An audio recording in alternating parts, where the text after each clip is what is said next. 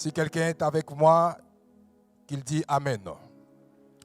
Alors, je lis la parole du Seigneur dans le livre de Matthieu 27, versets 50 à 53. Il est écrit que Jésus poussa de nouveau un grand cri et rendit l'esprit. Et voici que le voile du temple se déchira en deux depuis le haut jusqu'en bas. La terre trembla, les rochers se fendirent, les tombeaux s'ouvrirent et les corps de plusieurs saints qui étaient morts ressuscitèrent. Est-ce que quelqu'un peut répéter avec moi que les tombeaux s'ouvrirent et les corps de plusieurs saints qui s'étaient morts ressuscitèrent? Je continue la lecture. Étant sortis des tombeaux, ils entrèrent dans la ville sainte après la résurrection de Jésus et apparurent à un grand nombre de personnes. Parole du Seigneur. Est-ce que nous pouvons acclamer le Seigneur pour sa parole? Seigneur notre Dieu, nous voici encore devant ta face pour pouvoir glorifier ton nom. Ta parole nous dit que, Père, tu as vaincu la mort. Tu n'es plus dans le tombeau parce que le tombeau est vide. Comme le tombeau est vide, tu es ressuscité. Comme tu es ressuscité, que tu es vivant. Et comme tu es vivant, tu es parmi nous. Raison pour laquelle ce soir, nous voulons te célébrer. Raison pour laquelle ce soir, nous voulons expérimenter la puissance de ta parole qui est au travers de la résurrection des morts. Seigneur notre Dieu, rien n'est difficile à toi. Rien n'est impossible à toi. Tu as dit tout est possible à celui qui croit. Ce soir, nous croyons que tout ce qui était mort en nous reprenne vie par le nom de Jésus. Tout ce qui était mort enseveli, ce qui était caché dans le tombeau, ta parole nous confirme ce matin que les tombeaux s'ouvrirent. Alors aucune chose ne pourra nous maintenir encore dans le tombeau, parce que le tombeau sera vide ce soir. Nous allons expérimenter la puissance de ta parole. Parce que tu as dit dans ta parole, quand tu envoies ta parole, et ta parole ne retourne jamais à toi sans avoir accompli ta volonté et exécuté tes desseins. Seigneur, accomplis ta volonté ce soir, dans la vie de chacun d'entre nous, afin que dans tous les compartiments de nos vies, au travers de notre chair, au travers de nos corps, au travers, Père éternel, notre Dieu, nos âmes, au travers de notre esprit, au travers de nos organes, au travers, Seigneur, nos membres, au Père éternel, corporels, que tout, s'il y avait quelque chose qui était mort, ce soir, cela reprenne vie. Parce que tu as dit que les paroles que je vous donne sont esprit et vie. Seigneur, manifeste, Seigneur, la vie au milieu de nous. Parce que tu es la source de la vie. Tu as dit, Seigneur, notre Dieu, dans ta parole, que tu es la résurrection et la vie. Celui qui croira en toi vivra. Voilà pourquoi nous sommes venus croire en ta parole, afin de pouvoir vivre ici-bas. C'est dans le nom de Jésus. Nous invitons ton esprit, afin qu'il soit notre associé de collaborateur. Parle-nous en ce soir, au travers de ta parole. Conduis-nous, Seigneur, au travers de ta révélation. Révèle-nous les choses que l'œil n'a point vues et que l'oreille n'a point entendues. Que nous voulons, Seigneur notre Dieu, les choses qui ne sont point montées dans le cœur de l'homme, mais les choses qu'il y a réservées à chacun d'entre nous ici présents. Et nous voulons te bénir et te rendre gloire. Merci, tendre Père, au travers de ton sang qui a été versé sous la croix de Calvaire. Il y a cela 2000 ans à la croix. Nous te bénissons, Seigneur, pour nos vies. Et nous te bénissons pour pouvoir nous sanctifier ce soir au travers de ta parole. C'est dans le nom et glorieux nom de Jésus que nous avons ainsi prié. Nous disons Amen et Amen. Alors regarde ton voisin. Dis-lui que le tombeau est vide. Alléluia. Est-ce que tu peux le faire avec conviction et avec joie? Le tombeau est vide. Alléluia. Gloire au Seigneur. Veuillez vous asseoir dans la gloire de notre Seigneur Jésus-Christ.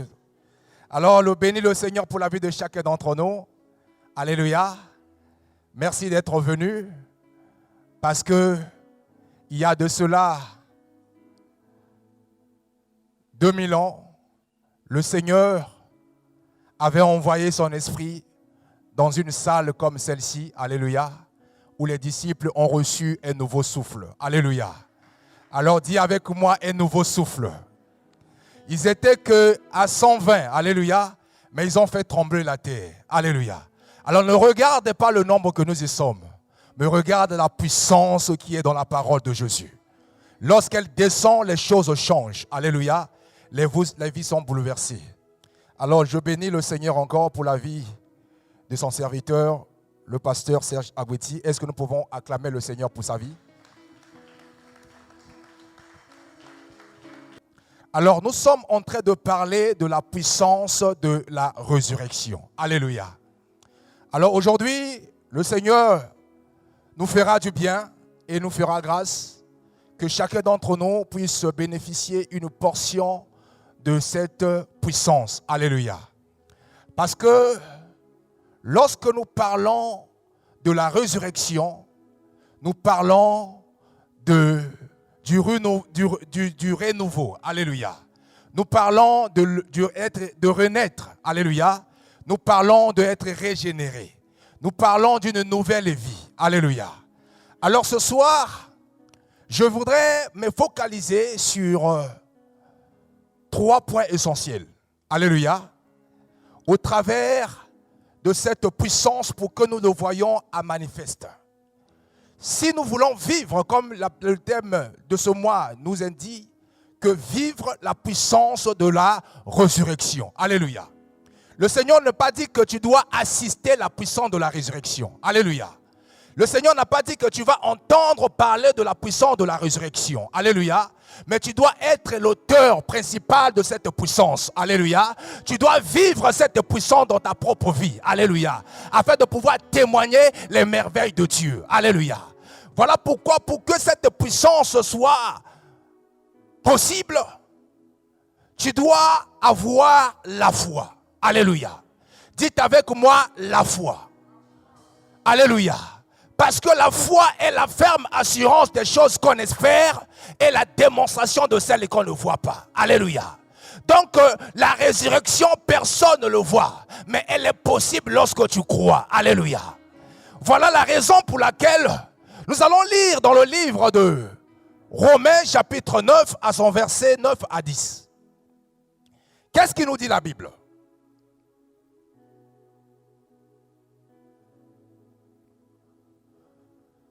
Romains chapitre 10,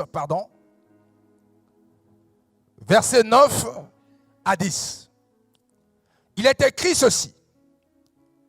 Si tu reconnais publiquement de ta bouche que Jésus est le Seigneur, et si tu crois dans ton cœur que Dieu l'a ressuscité, tu seras sauvé.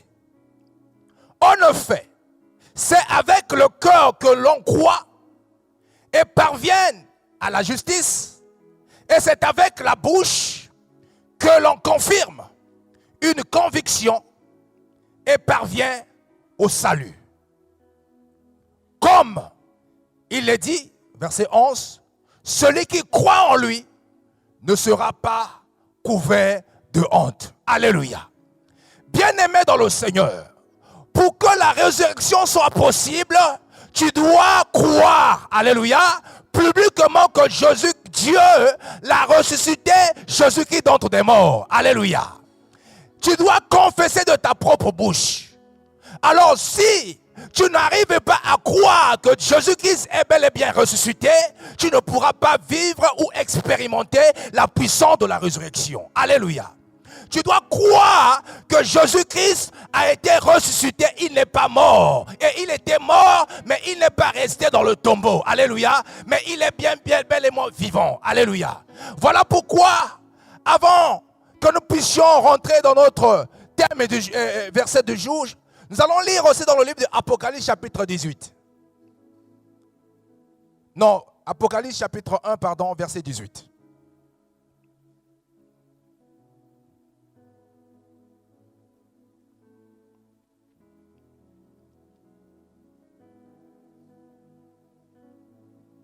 Est-ce que nous sommes là? Apocalypse chapitre 1, verset 18. La Bible nous dit, Je suis le premier et le dernier. Et le vivant. Alléluia.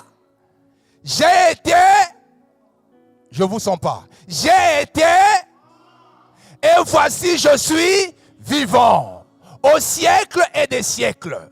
Je tiens les clés de la mort et du séjour des morts. Alléluia. Jésus qui était mort pour toi et moi, il est revenu à la vie, alléluia, et tous ceux qui étaient morts en lui, nous avons lu ça dans Matthieu 27, les morts qui étaient à cette époque-là, les saints qui étaient morts, c'étaient revenus à la vie, alléluia. Voilà pourquoi Jésus-Christ tient les clés de la mort et du séjour des morts, alléluia. Voilà pourquoi mes frères et sœurs, si nous croyons en Jésus-Christ de Nazareth, nous allons vivre la puissance de la résurrection, parce qu'en lui il y a la vie. Il a dit, je suis la résurrection et la vie, alléluia. Aucune chose ne peut te maintenir dans le tombeau, aucun problème ne peut te maintenir dans la mort, alléluia. Jésus-Christ, elle est bel et bien vivant. Non seulement il est vivant, il tient les clés de la mort et de ce jour de mort. Voilà pourquoi ce soir je suis venu dire à quelqu'un, les clés de la mort et de ce jour de mort ne se trouvent pas entre les mains de l'ennemi. Les clés de la mort et du séjour de mort ne se trouvent pas entre les mains du diable, mais se trouvent entre les mains de Jésus-Christ de Nazareth. Voilà pourquoi il a dit, je vous donnerai les clés du royaume. Alléluia. Ce que vous lierez sur la terre sera lié dans le ciel. Ce que vous délierez sur la terre sera délié dans le ciel. Et il y aura, tu es l'église, sur cette église je bâtirai mon église, et les séjours de mort ne se profondaient point contre elle, parce que tu as la vie en Jésus-Christ de Nazareth. Alléluia. Est-ce que je parle à quelqu'un ce soir? Voilà la raison pour laquelle je ne sais pas qu'est-ce qui te préoccupe. Quelle est la partie de ton corps qui est mort? Quelle est la partie de ta vie qui est mort? Quels sont les problèmes dans lesquels que tu traverses, que tu te sens mort? Tu te sens déjà oublié. Tu te sens déjà disqualifié. On te considère comme mort à cause de ton statut, à cause de ton handicap, à cause de tes soucis, à cause de tes difficultés, à cause de ces épreuves. Tu es considéré comme mort. Alléluia. Mais ce soir, je suis venu te dire, le Seigneur est capable de te ramener à la vie. Alléluia. Quel que soit l'endroit dans lequel que tu es mort. Parce que les clés de la mort et de ce jour de mort se trouvent entre les mains du Seigneur. C'est lui qui te dit, crois seulement, tu verras la gloire de Dieu. Voilà pourquoi nous allons lire une histoire qui me fait tellement rire. Rire de joie surtout, lorsque je lis ce verset.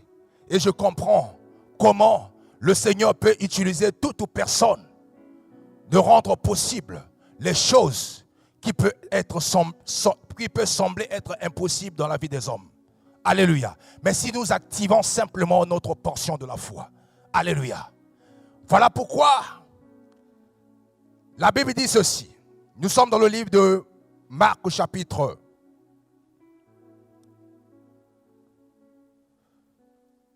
5.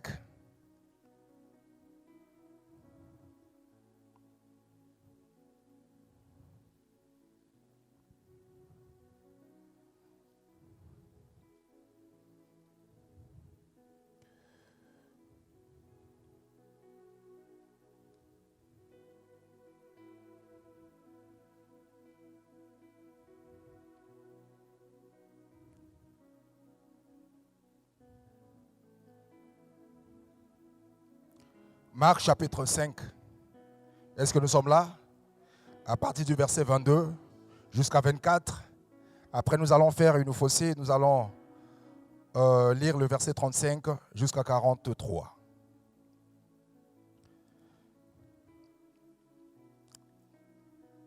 La Bible nous dit ceci. Après vinrent les chefs de la synagogue, nommés Jairus, qui ayant aperçu, se jeta à ses pieds et lui adressa cette instante prière.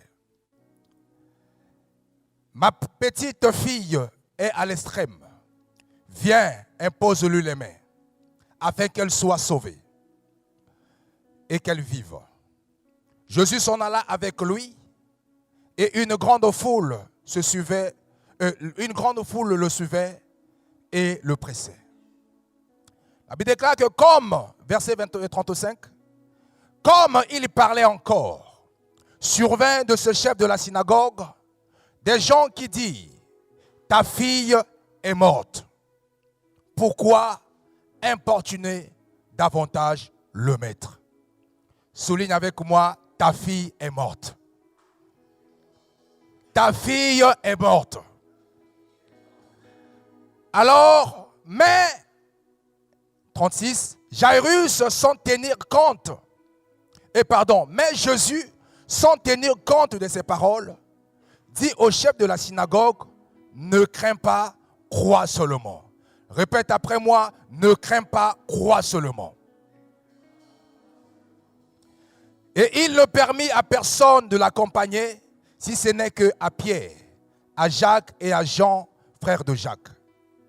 Ils arrivèrent à la maison du chef de la synagogue, où Jésus vit une foule bruyante et ces gens qui pleuraient et poussaient des grands cris. Il entra, on leur dit, pourquoi faites-vous du bruit et pourquoi pleurez-vous? L'enfant n'est pas morte, mais elle dort. Et il se moquait de lui. Dis avec moi, il se moquait de lui. Alors, ayant fait sortir tout le monde, il prit avec lui le père et la mère de l'enfant. Et ceux qui l'avaient accompagné, il entra là où il était l'enfant. Il a saisi par la main et lui dit, Talita Koumi, ce qui signifie, jeune fille, lève-toi, je te le dis. Aussitôt la jeune fille se leva et se mit à marcher, car elle avait 12 ans et il fut dans le grand étonnement. Jésus leur adressa des fortes recommandations pour que personne ne le sût la chose. Et il dit qu'on donna à manger à la jeune fille. Parole du Seigneur. Est-ce que nous pouvons acclamer le Seigneur pour sa parole? Voilà pourquoi je voudrais dire à quelqu'un ce soir, je ne sais pas qu'est-ce qui est mort dans ta vie. À Jairus, c'était sa fille. Alléluia. Mais pour toi et moi, nous-mêmes, personnellement, nous connaissons quelle est la chose qui est morte en nous. Alléluia. Des fois, nous cherchons le Seigneur. Comme Jairus. La Bible déclare que Jairus n'était pas un n'importe qui. Alléluia. Jairus était le chef de la synagogue. Alléluia. Et Jairus va voir sa fille malade, sur l'extrême. Et elle s'est dit ceci. Il faut que j'aille chercher l'Éternel afin qu'il vienne imposer les mains à ma fille. Alléluia. Bien-aimé dans le Seigneur, je ne sais pas qu'est-ce que tu vis. Je ne sais pas qu'est-ce que tu traverses. Tu es venu à l'église Sédaïr. Tu es souvent connecté pendant les jeûnes de 7 jours de chaque mois. Et tu cherches la face de l'Éternel parce qu'il y a quelque chose qui est mort dans ta vie. Alléluia. Mais lorsque tu es venu chercher l'Éternel, alléluia, la Bible déclare que Jairus est venu supplier l'Éternel en lui disant, Jésus, vienne imposer les mains à ma fille parce que ma fille est à l'extrême. Alléluia. Donc il était déjà dans une situation délicate.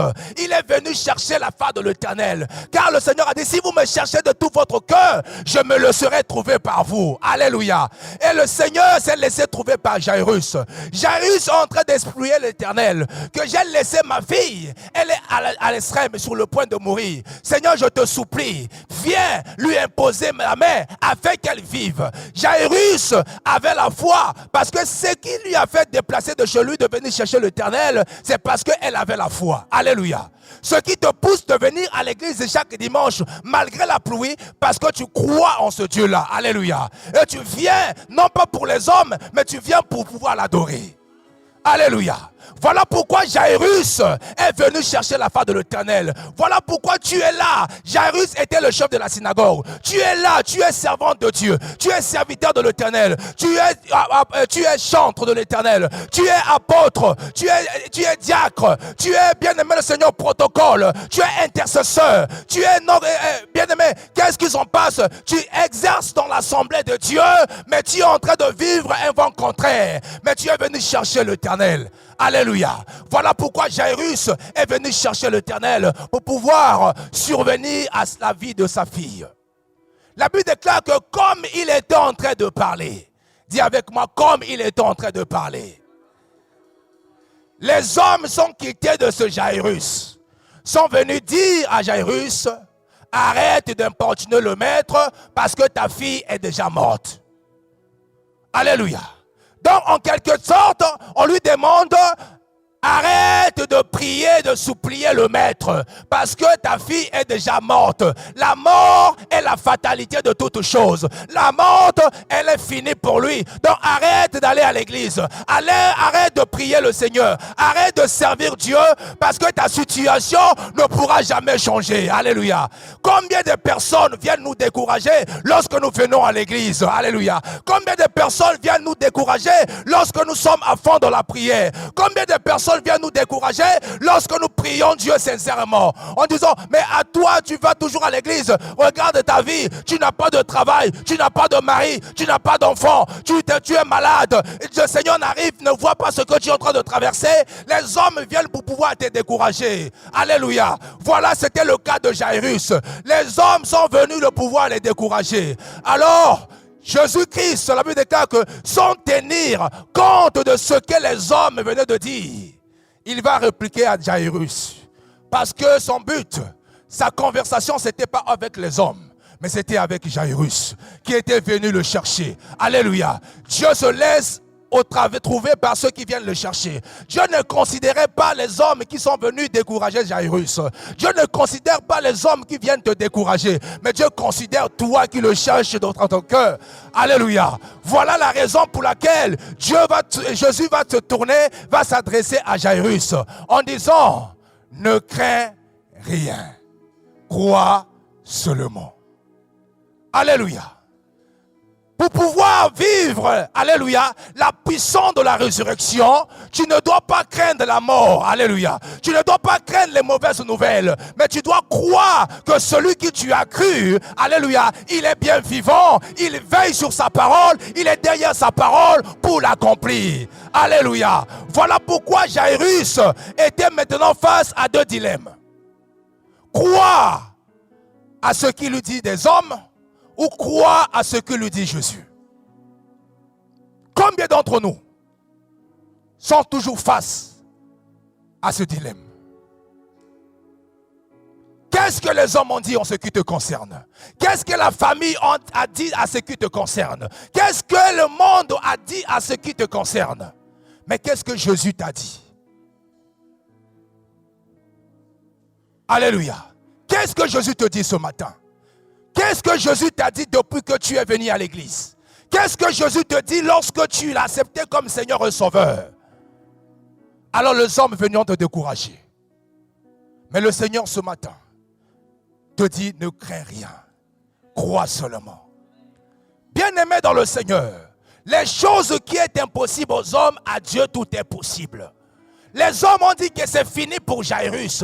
Arrête de déranger le maître. Les hommes viennent te dire, arrête d'aller à l'église. Arrête de gêner. Arrête de prier. Arrête de pouvoir donner, alléluia, des choses, ton temps, alléluia, ta jeunesse, ta vie à Jésus. Parce que rien ne change dans ta vie. Mais le Seigneur te dit, ne crains rien. Crois seulement. Alléluia. Les derniers mots des hommes, c'était c'est fini pour Jairus. Mais Jésus, c'est lui qui a le dernier mot. Il a dit ne crains rien. Parce que la Bible me déclare que Jésus, sans tenir compte des paroles qu'ils ont proférées à l'égard de Jairus. Dieu ne compte pas ce que ta famille t'a dit sur toi. Dieu ne calcule pas ce que les hommes te racontent sur ta vie. Mais Dieu compte ce qu'il t'a dit. Alléluia. ce que Dieu compte. Voilà pourquoi il veut que cette sémence qui est sa parole, qui t'a dit, tu dois croire pour que cela puisse germer dans ta vie. Bien-aimé dans le Seigneur, la situation était inquiète, préoccupante pour Jairus. Mais le Seigneur lui dit, ne crains rien, mais crois seulement. Alléluia. Voilà la raison pour laquelle la Bible déclare qu'ils ont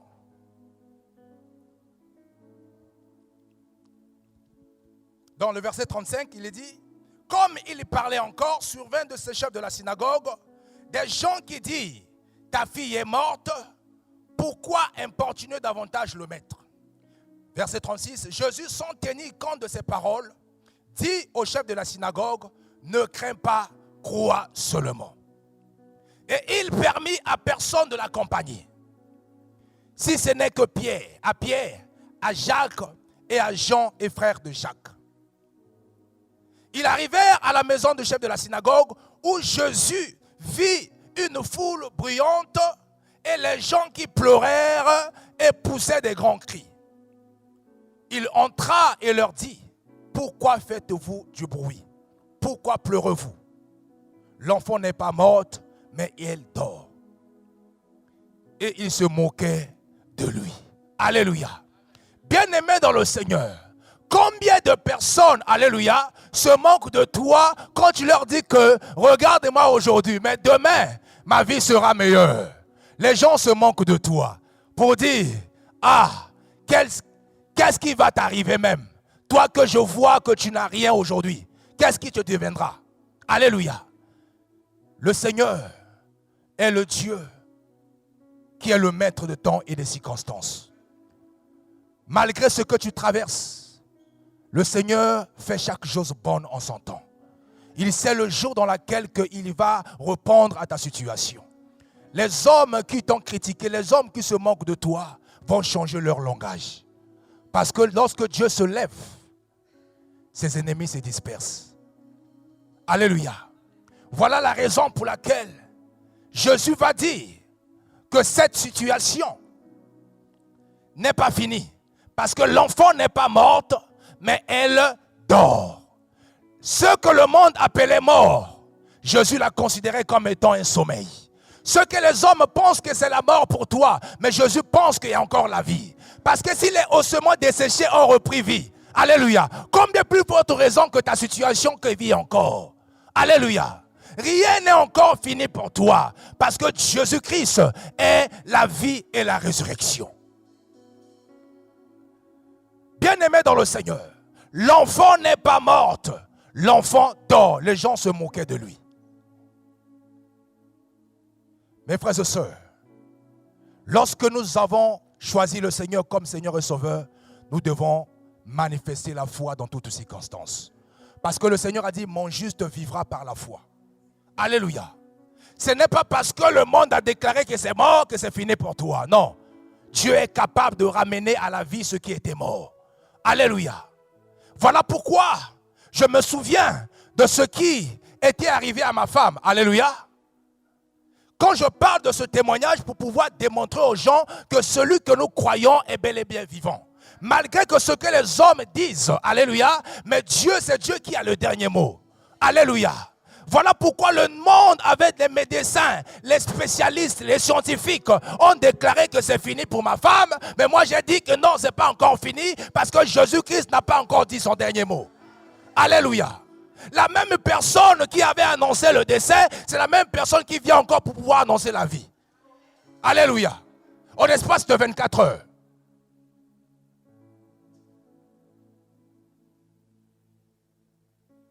Alléluia.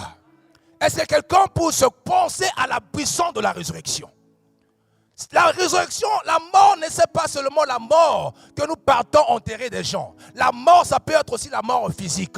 Tout ce que nous y avons comme destin, comme destinée, alléluia, ça peut être considéré comme mort, alléluia. Voyez-vous comment David se disait que je suis considéré de cœur comme je suis oublié de cœur comme mort. J'apprends les mauvais propos de plusieurs. Ils se complotent pour pouvoir m'ôter la vie. Mais une chose est sûre, mes destinées sont entre les mains du Seigneur. Alléluia. C'est David qui le disait. L'homme selon le cœur de Dieu, malgré qu'il était considéré de cœur comme un mort, il y a des gens qui se disent que celui-là c'est fini. Ceux qui travaillent dans les maisons de retraite, ils peuvent nous encore bien éclaircir sur ce sujet.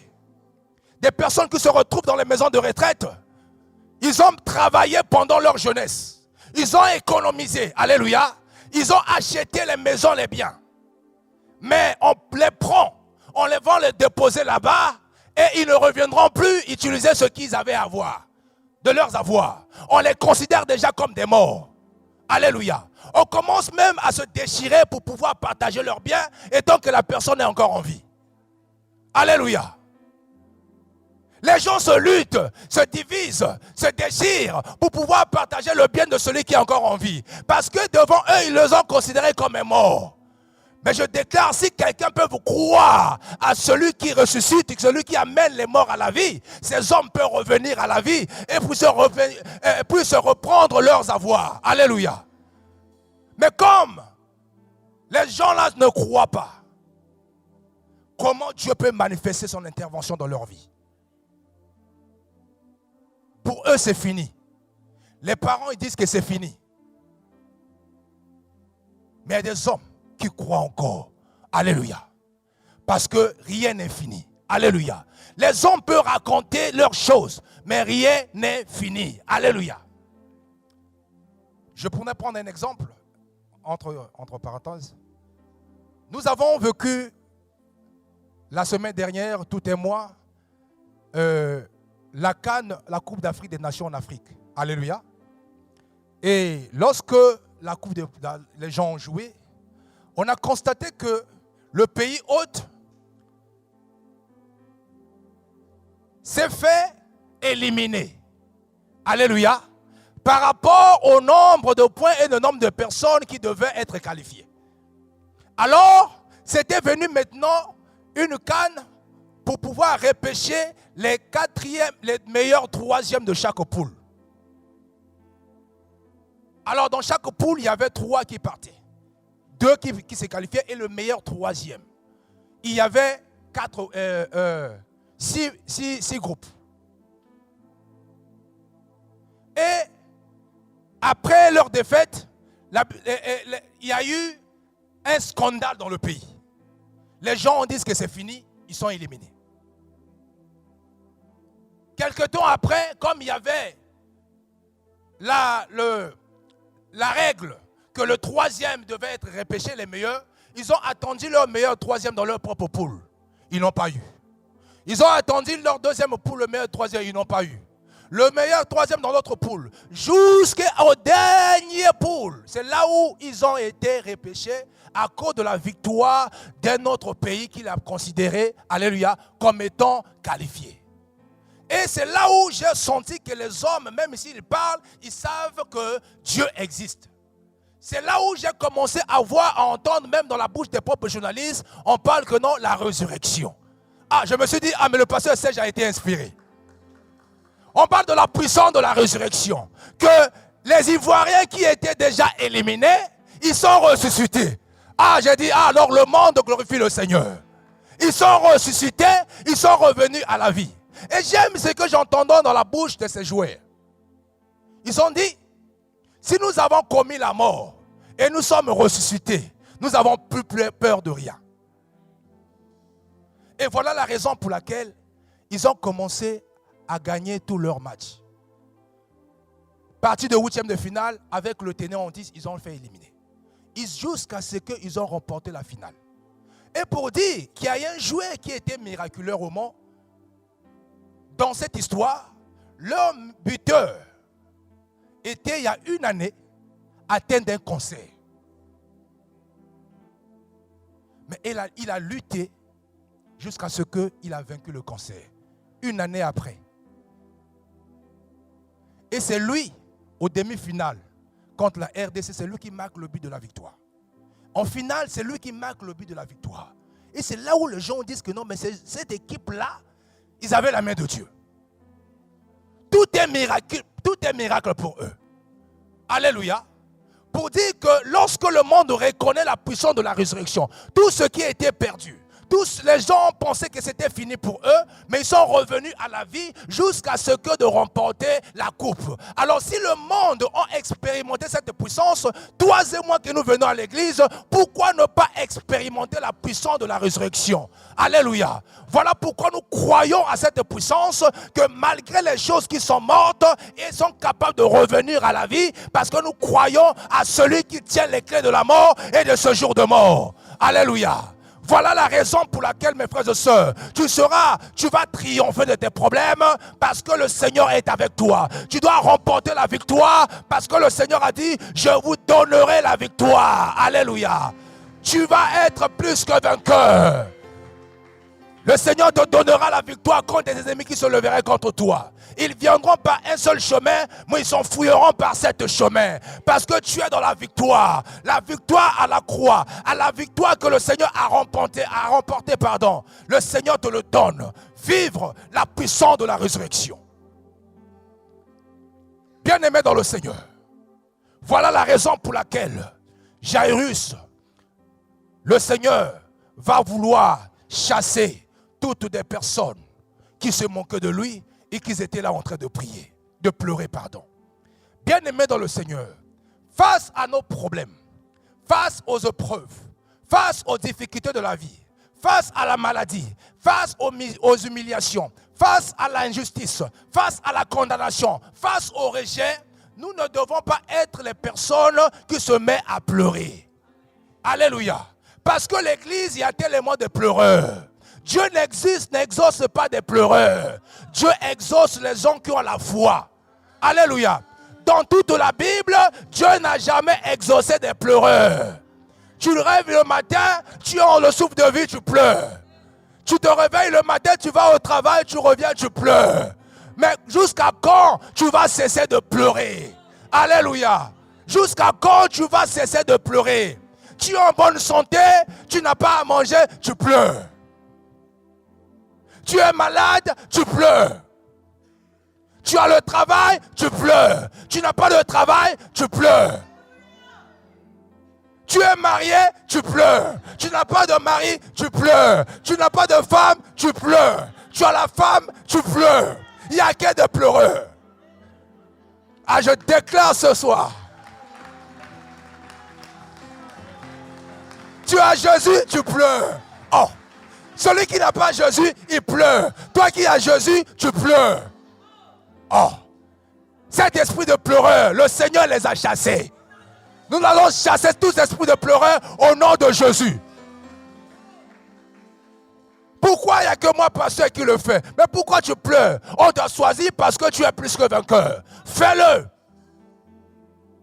Alléluia. Dieu n'aime pas les pleureurs et ne marche pas aussi avec des pleureurs. Parce que tu seras contaminé. Parce que ceux qui pleurent, ils contaminent les autres. Alléluia. Seigneur, tu vois.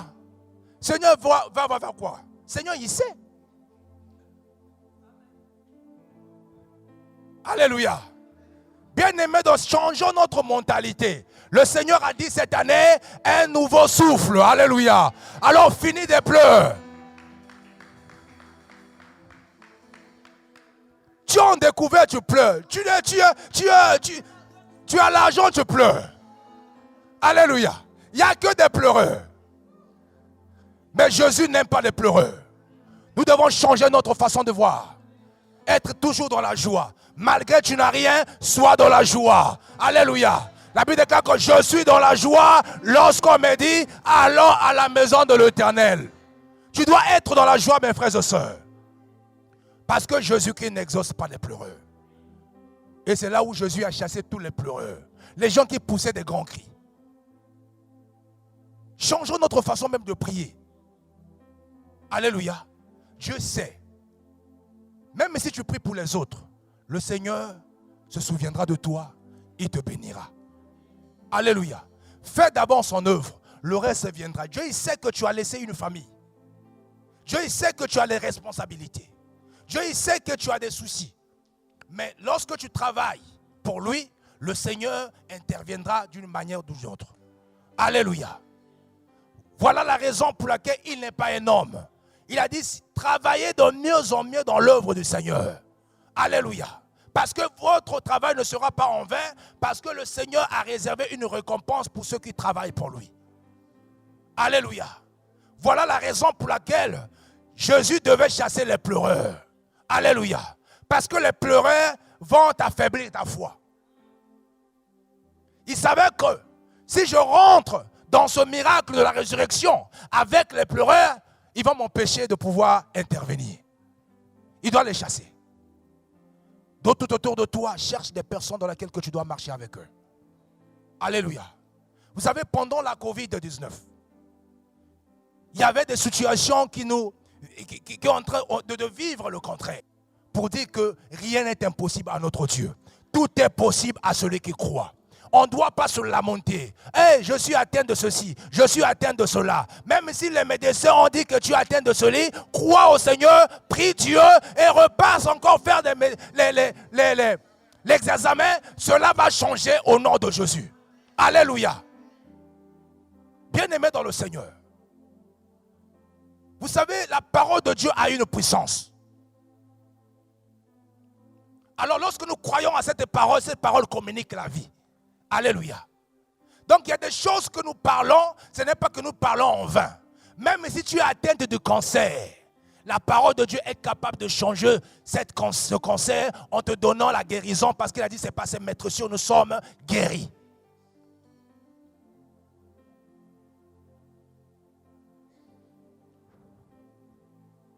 Bien-aimé dans le Seigneur, un jour viendra. Il y aura une sœur qui viendra témoigner. Le pasteur connaît cette sœur, elle est déjà venue, elle est atteinte de cette maladie. On a tout fait les examens, on a vu des choses, on a enlevé plusieurs choses dans son ventre. Et on était en train de faire les chimios. Et jusqu'à ce que il y a eu des choses qui sont en train de se passer, les médecins n'arrivent pas à comprendre. Alléluia, où est partie la maladie. Mais elle a dit que j'attends que quand tout sera, je viendrai témoigner le Seigneur. Alléluia.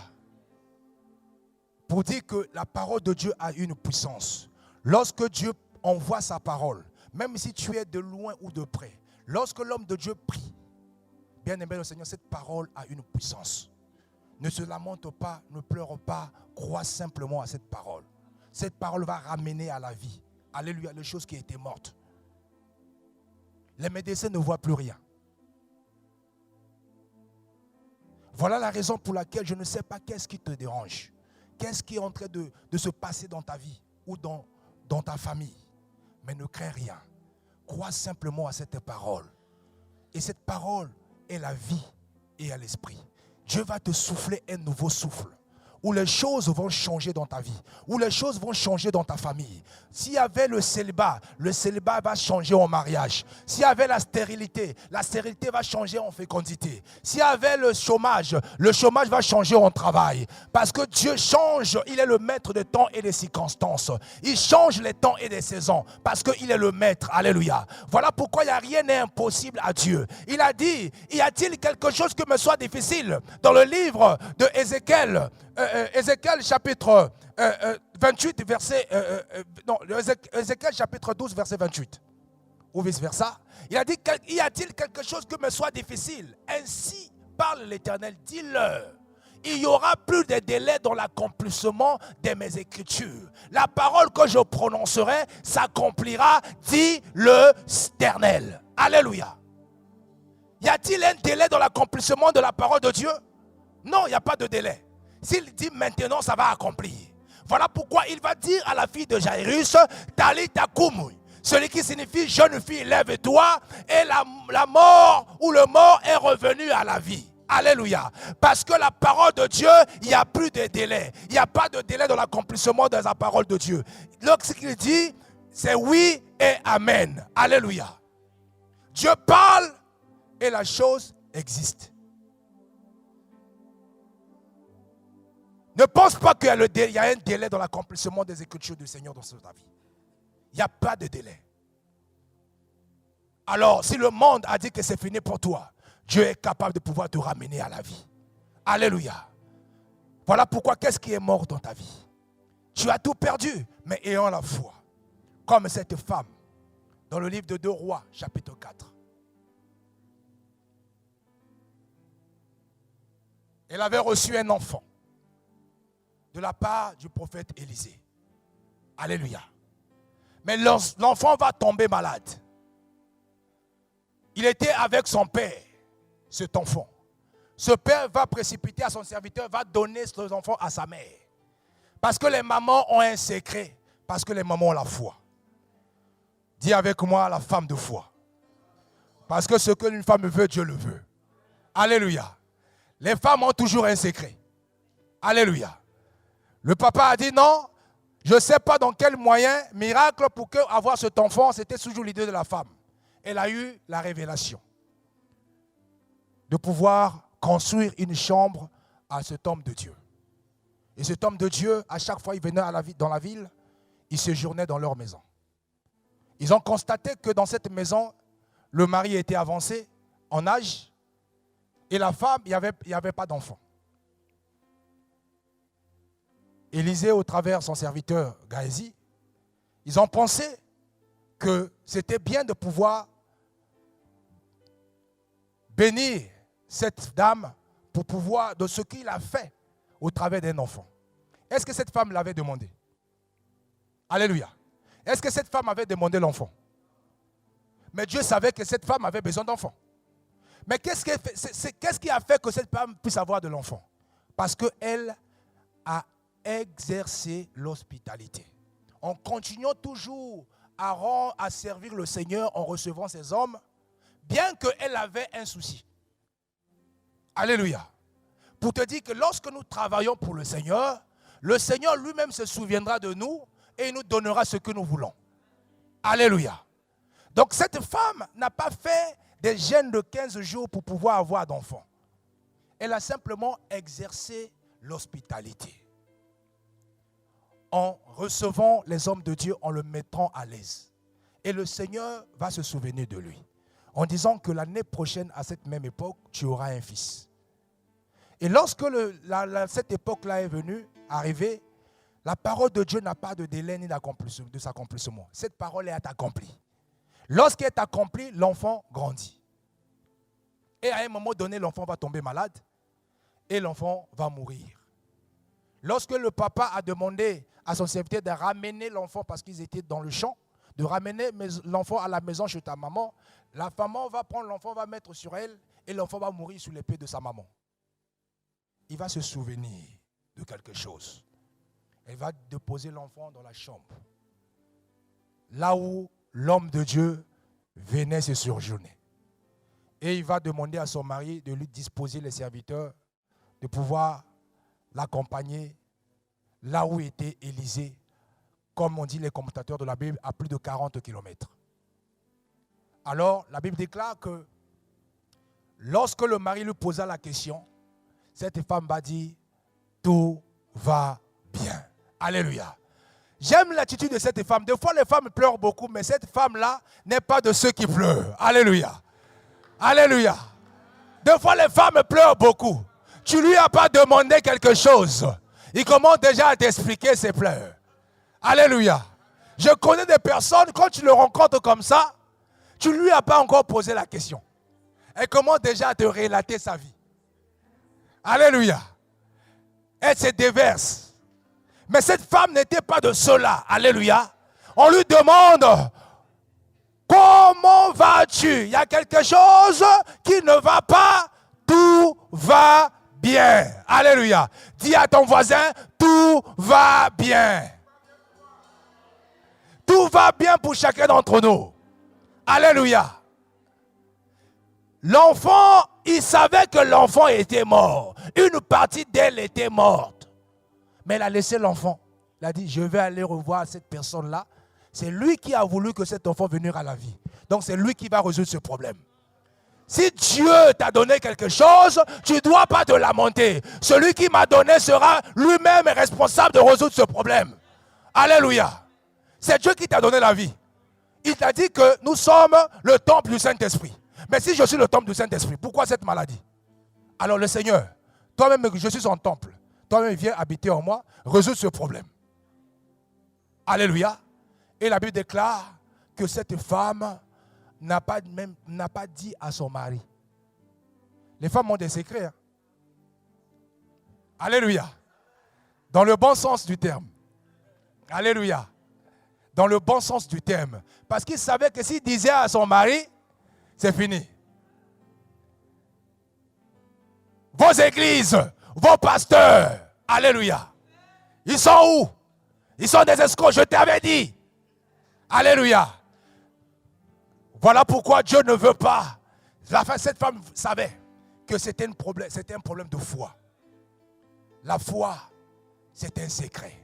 La foi doit être gardée. Alléluia. C'est la ferme assurance des choses qu'on espère et la démonstration de celles qu'on ne voit pas. Cette femme espérait à la vie de son fils. Cette femme espérait à la résurrection de son fils. Alléluia.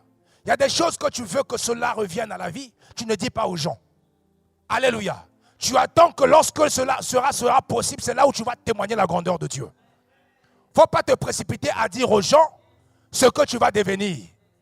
J'aime le secret des femmes lorsqu'ils vont aux maternités coucher. Ils disent à personne. Alléluia. Est-ce qu'il y a une femme qui dit à quelqu'un que je vais aller coucher à l'hôpital? Parce qu'il veut accoucher, il va donner la vie. Donc on ne peut pas donner l'information avant l'heure. Alléluia. Ce n'est pas ce que nous voyons aujourd'hui. On expose les grossesses partout. Pour annoncer au monde entier que je suis enceinte. Alléluia. Que cela ne soit pas ton cas au nom de Jésus. Voilà pourquoi, mes frères et sœurs, la Bible déclare que cette femme a eu le courage, l'audace d'aller chez Élisée. Élisée l'aperçut de loin, va envoyer son serviteur, Géhazi, pour lui demander si tout va bien chez elle. Élisée et Géhazi va s'entretenir avec cette femme. Cette femme va garder le même langage. Tout va bien. Alléluia.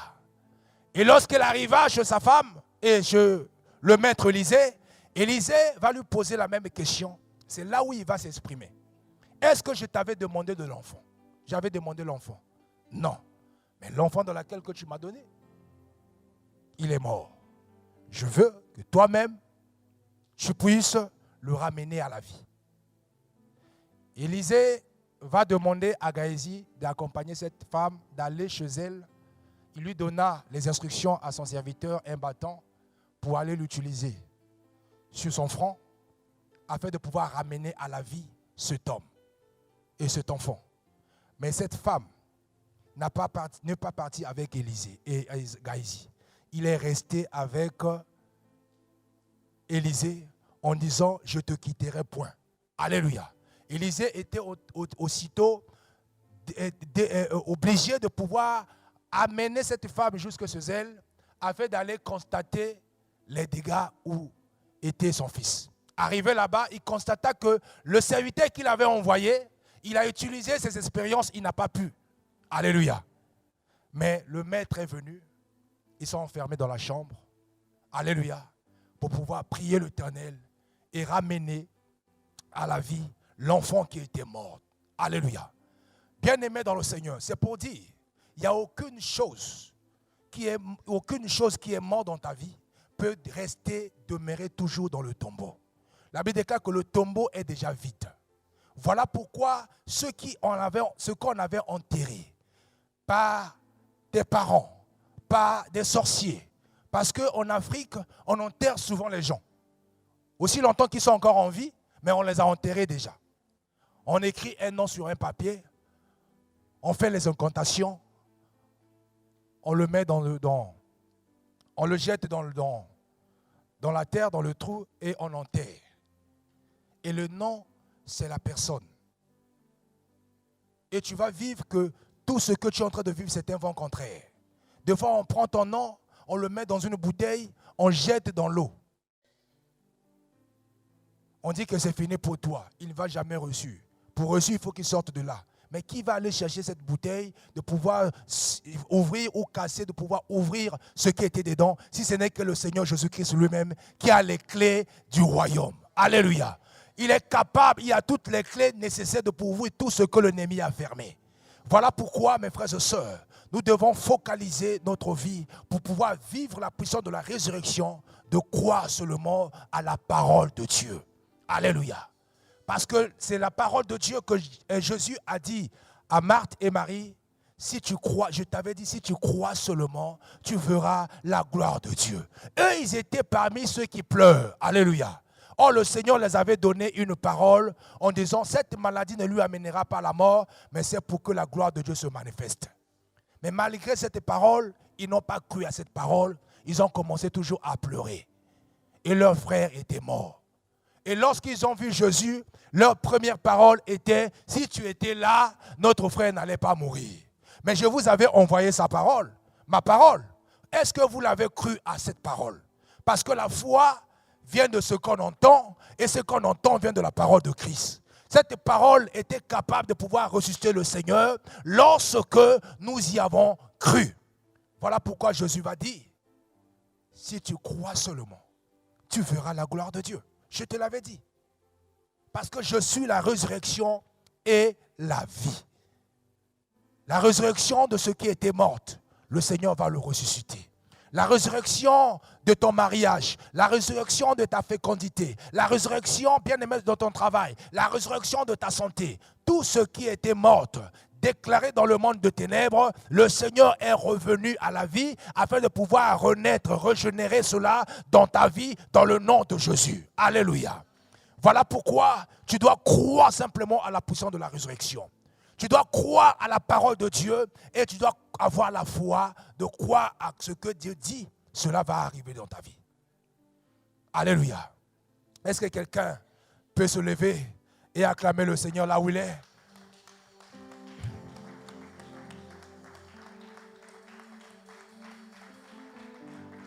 C'est Dieu qui fait mourir et il fait revivre.